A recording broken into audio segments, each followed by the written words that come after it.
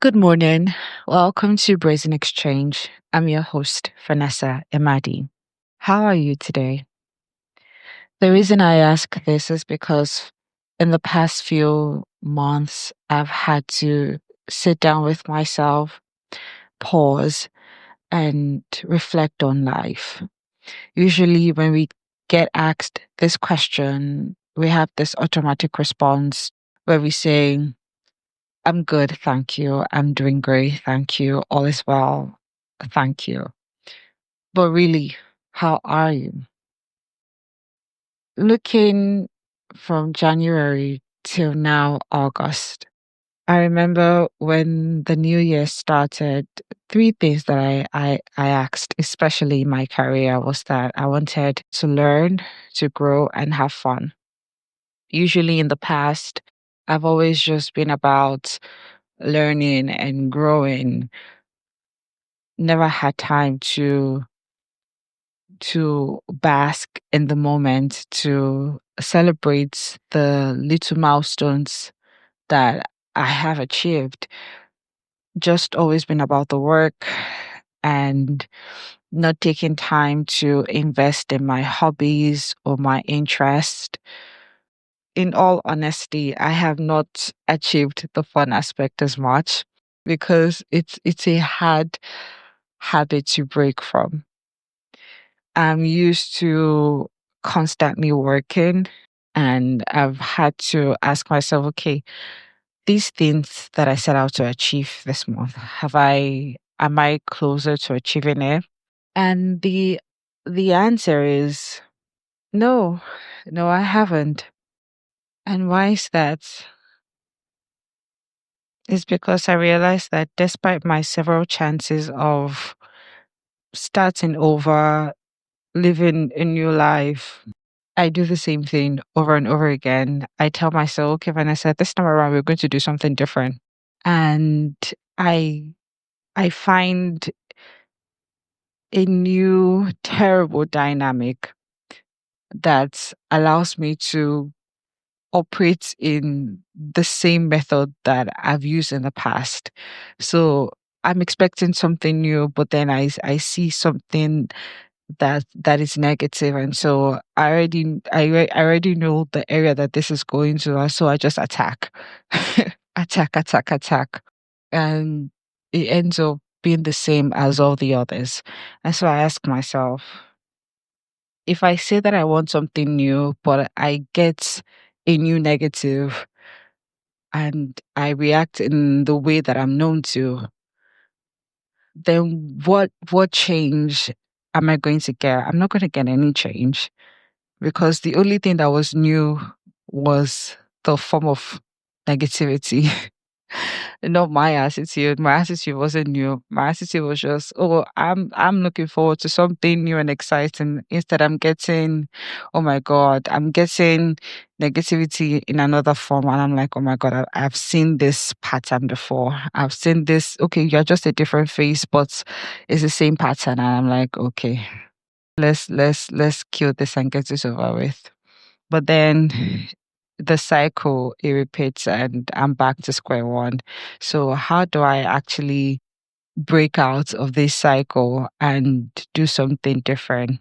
I was reading we have this sermon. I think, okay, we call it The Mouthpiece of God. It's a booklet that we have in my church. And it was saying how your circumstances can happen, can change, whatever, like your circumstances can be whatever it is, but your circumstances are not really what matter. It is you in that circumstance that matter. And sometimes God is trying to not really change your situation, but actually use that situation to change you. When I came across that, I was wowed because indeed, I have wanted new circumstances, new situation, but it keeps being like I'm in this. I find myself like I can be in a new space and have the same thing happen to me, and then like, how do I get stuck? Like, how am I caught up in this thing again and again and again and again? And how do I break out of it? So now I'm seeing now that it's me. I have to be the change factor in order for my situation to change. In order for me to get a different result, I have to be the change factor in it. I can't react every single time when I see that kind of situation. I can't react that way because it's going to get me the same result. But if I need a change in my life, despite the fact that I'm looking for a new experience, a new circumstance, I have to be the one to change how I react, and really how I handle things is what will determine the outcome of that circumstance. It has been an eye-opening experience, and in all honesty, I'm praying to God that God, please let this lesson stick, so that maybe fourth time's the charm. So that maybe next time when I'm living life and I come across, I'm praying for something new and I come across the same pattern in a new environment, I'll just know that, okay, Vanessa, we've seen this thing before. What do we do now? Let's take a different tack. Let's not do what we let's not do what we usually do. Let's do something different. But yes, I am grateful. I am grateful for all the lessons that I've gotten in 2025. And I am thankful. I'm thankful for life. I'm thankful for my loved ones. I'm thankful for the place I'm coming from. I think one of the things that I forget, I won't say that I forget, I will say that I hold on to it dearly, and I project it onto others. So where I'm coming from, we are held up to a higher standard. We're taught values, ethics. So I hold on to that with dear life. And when I see the way other people interact and they behave, it it's it depresses me, because why can't you be this and this and this? Why do you decide to be this and this and this? Like, why can't you have integrity? Why can't you be kind? Why can't you be straightforward? I've had to deal with people who who who were taken aback by my straightforwardness. Like, oh my God, like this thing you're saying it out loud. This is what everybody's thinking, but you're saying it out loud. And where I'm coming from, you have to be upright. You have to speak the truth. Like, even if it makes everybody uncomfortable, you have to let the world, like, you have to let people know, oh, this thing you're doing, it's it's good, or this thing you're doing, it's bad. Like, you either hype people up, or you correct them, but with love. That's where I'm coming from. We are taught to be good reporters. Oh, you see something wrong, you fix it. So I see something, say something, basically. But in my interaction in the corporate world and with just people in general, I found out that people, well, the people that I've interacted with, they're not so straightforward. They say A, but they mean B. And that confuses the hell out of me, because if you mean something, why not just say that and let me know how to react to that, or let me know how to work around that or work with it. Why tell me A when you actually want to do B? And then after I have done all this research and all this work and everything, I now discover that, oh, it's B that you actually want. And I'm like, why did you just tell me this in the first place, so I can know if I want to go along with it or if I don't want to do that? Or it makes people side eye you in the workplace, where they think you're trying to be all and all. But no, I'm just trying to do my work. Like, where I'm coming from, I'm taught to appreciate good work. I'm taught to appreciate excellence. I'm taught to also appreciate, like, doing things in quick time. If you can do something within 30 seconds, why not just do it within 30 seconds? Why take an entire month to get something done when you can actually do it within 30 seconds? You get what I mean? But I've had to interact with people who, for no reason, would just say, oh, even if there's nothing that they're doing, they won't get that thing done until the deadline. And even at the deadline, they'll ask you to shift it. And so I'm coming from this place where we are taught to do, and now I'm interacting with somebody who would rather wait until the deadline before they get things done. So having to work around that, it has been honestly a minefield because I keep touching one, it keeps blowing up in my face. And I'm like, how do I navigate this? How do I navigate this? And I have tried to bend and mold. And in fact, I've shifted, done everything just to try to fit in. But it's like the more I try to fit in, the more I realize that I'm bent out of shape. Like, this is not who I am. And at the end of the day, it blows back in my face. I would say that it prepared me really. It prepared me where I'm coming from. It prepared me. And I think I forgot that in learning about values and ethics and stuff. I think I forgot to take people for what they are rather than what I hope that they will be. You know, when you have certain standards and you just you project those standards on other people, when they fail to deliver, you get down, get disappointed. I have let those things affect me. I have let those things dictate how I move rather than to just say, okay, Vanessa, this is who you are, this is how they are. Obviously, you can change for them and they are not looking to change as well. So why not just meet at a common ground? Why not just not take things personally? Why not internalize ugliness? Right. So that is where the forgetting is, because really when you're taught to be kind to people regardless, when you're taught to be considerate, when you're taught to do what is right to change the bad you see, you have to remember that even when people are not in their best, you can't throw away their strengths because of their weakness. And I have forgotten that. And because I've forgotten that, I've had to start over many, many, many, many times. And it's a hard lesson for me because I keep having to move. I keep having to change settings. I keep having to change environment.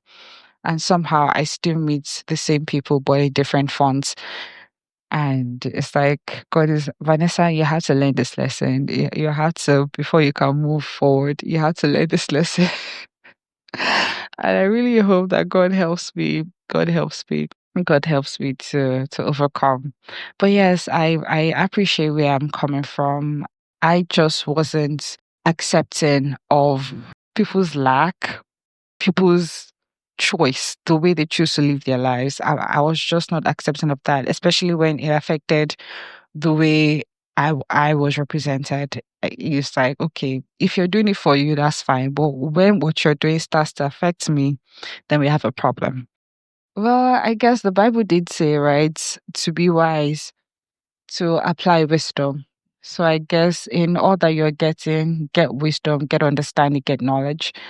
So I hope to God that this lesson sticks so that I can finally move on with my life. Hello, Shanumi. On that note, I would like to say welcome to the month of August. Welcome, welcome, welcome. Although the body in charge of electricity in my area decided to pass out a message at the later part of July, letting us know that there's going to be maintenance from that time in July till the 21st of August. So about 25 days or 28 days. I think 25 days of maintenance between the time of 8 a.m. to 5 p.m. During that period, Monday to Friday, there might be no lights. But the truth is, when we saw that message, already we didn't have lights and we didn't have light for over 2 weeks.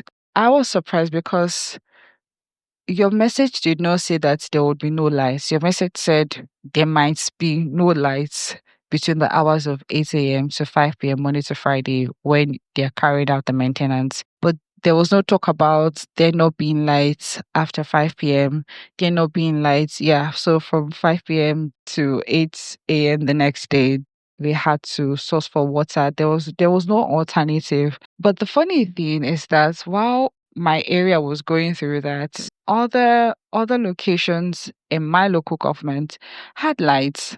In fact, it didn't even feel like there was any maintenance going on. It felt like life was happening the way it has been happening for them. There was no change, nothing. But we experienced almost 2 weeks of no lights. It was very unpleasant for my family and I. We had to buy water from the local people who sell water. We had to pump water in my compound. We did a lot of things just to get water. We had to buy fuel. Fuel is expensive, but there was nothing we could do about it. Finally, as I speak now, they've restored our lights, and then we're wondering, like, why did they ever do that before? So obviously, you see, sometimes I'm just like, things happen. I don't even understand it. Why must it be us? Why must it be us? Have you had that experience where everybody has lights, but you don't have lights? And it's like, why only you? Why always you? My brother was having a chat with somebody, and the person was like, "Oh, we are band A. We've we don't have that issue here. Like, we've had lights." And my brother went to Google what band we are under, and turns out that we are band D. I never thought that a band D existed until this light issue. And I'm like, oh my God, of course we are band D.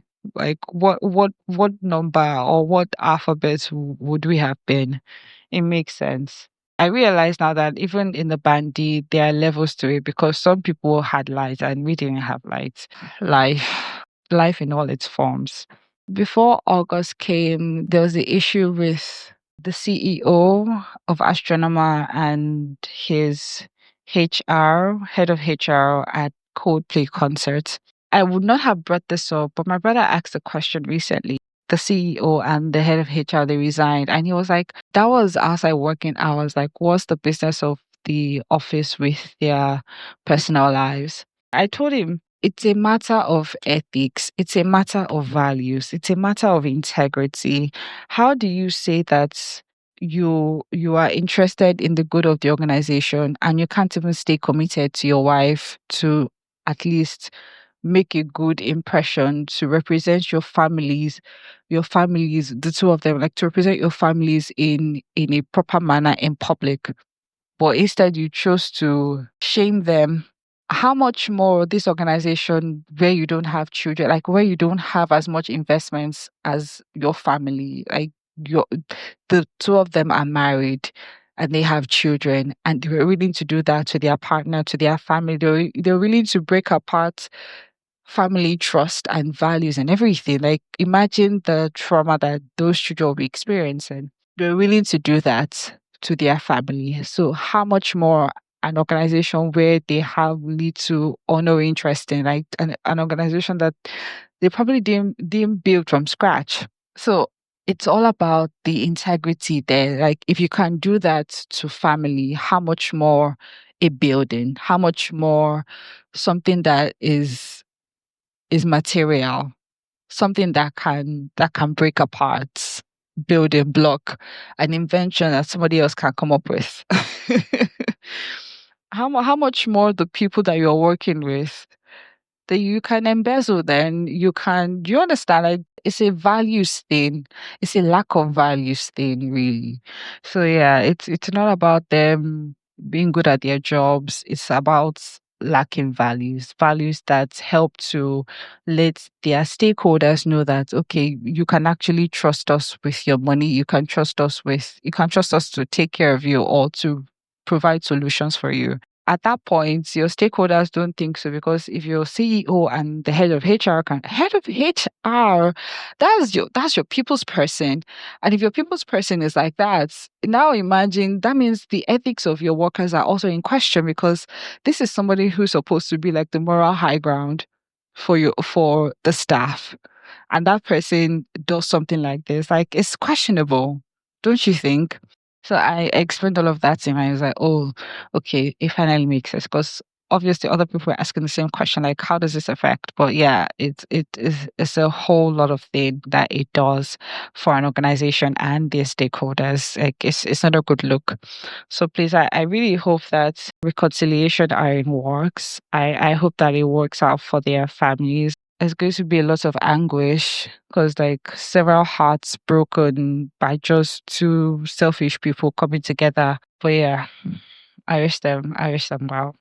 Scrolling through TikTok, I came across this post of a black woman who was talking about being a black woman in corporate America, and she said how she had to wear a ring at her workplace just so that she can get the respect and not be sexually harassed by her colleagues. And people in the comments were just yesing, yes, I do the same thing. Yes.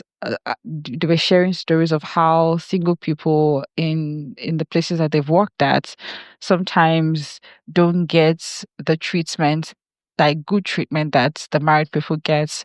And sometimes, when you're in a corporate space, you would think that you do your work, you go home, they should promote you based on merit. But sometimes they form cliques. The corporate space can also be like high school, everybody in cliques, in groups. And if you're not part of the clique, no matter how much work you do, you're not going to get that promotion. You're not going to get that salary increase. When you're married, it makes you part of the club. Even if you're not so good at your job, they just say, oh, you're married. Oh, this person is committed. This person is not going anywhere. This person is not going to quit on the spot. This person has lots of responsibilities. And I think you just being married, there's this automatic validation from society that you're a good person. Oh, because this person is married, this person is responsible. For somebody to entrust you with their life, with their love, to start a family, a generation of people, then you are trustworthy. And so this lady wears a ring every day to work. And and people said, even like, of course it's not true, like the fact that she's married, because she's lying.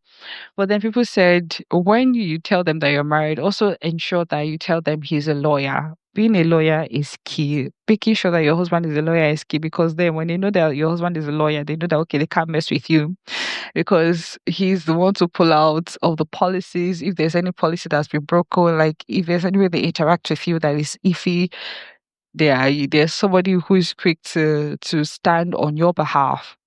And I just thought it was sad that women have to resort to that in order to get the respect and in order not to be treated unfairly in the workplace, in order not to be harassed in the workplace.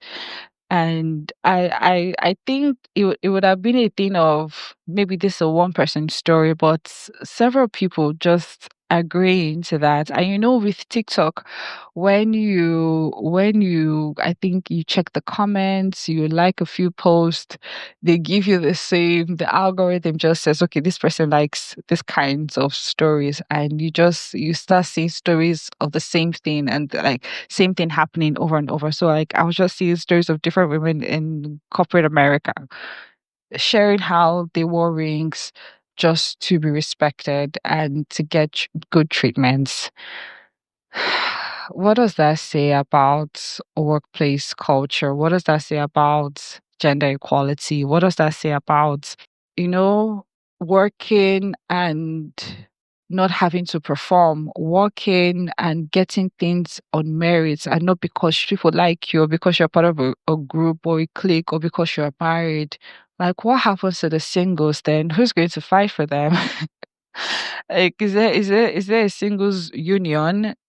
I've had stories of people who say that, especially during Christmas time, when people are taking their leave and stuff, they say, oh, I have children, I have to be home and be with my kids and my husband and my yada yada yada. and you're single, like you don't have anybody to go home to. Please, you do the overtime, or you take my shift, you cover my shift. And it's like, no, I have a life too. Like, because I'm not married doesn't mean I don't have a life. Like, I have things that I want to do. But then they're quick to pin that on you because you're not married. Unlike the person who is married, who will be given a leave, or who would be asked to not come into work because the person has responsibilities outside of work. Like, it's just what hmm, it doesn't make sense. It doesn't make sense. Why is my marital status now a deciding factor on if I get promoted or not, on if I get that raise or not? We need to be more considerate with the way we treat people, especially in the workplace. It's like we should not be using things like gender or using things like marital status to decide if people are deserving of roles or promotions. I'll never forget an interview that I did. It was for an NGO working with the government. This was an organization in a different state than I was in, but I was willing to relocate, and I let them know that, oh, okay, like this is no problem for me. In fact, the organization doesn't have to do anything. As long as I'm good for the job, like I'm going to find my way there regardless. I'm willing to relocate. Ask me why this interviewer goes ahead to say, are you married? Are you single? Why is that a question for you to ask? How is my being married or being single? How does that affect me being willing to relocate? And maybe I should have said I was married, and maybe I should have come up with this. I am a storyteller, so maybe I should have come up with a story where I would say, "Oh, if my husband too has gotten a job in this state, so that's why I'm looking to also get a job in that state." Maybe I would have gotten the job. But anyways, I didn't say that. I instead said the truth. I said I was single. He goes ahead to now ask another invasive question. He says, "Do you stay alone, or are you with your family?" Hey God. Do you ask men these questions? No. So the fact that I was female, single, I was already getting these kinds of questions, and this is a professional setting. This was an interview. And it was terrible. I just I guess he saw something on my face, and he was like, "Oh no, he's just trying to. He just wants to understand if I am like a suitable candidate for the role." Yada yada yada. How does me living alone or living with my family make me suitable for a role? I tried to use a different tack to answer the question. I'm like, oh, I work from home. I didn't answer him directly. I was just like, oh, I work from home and stuff, like I work remotely. Yeah.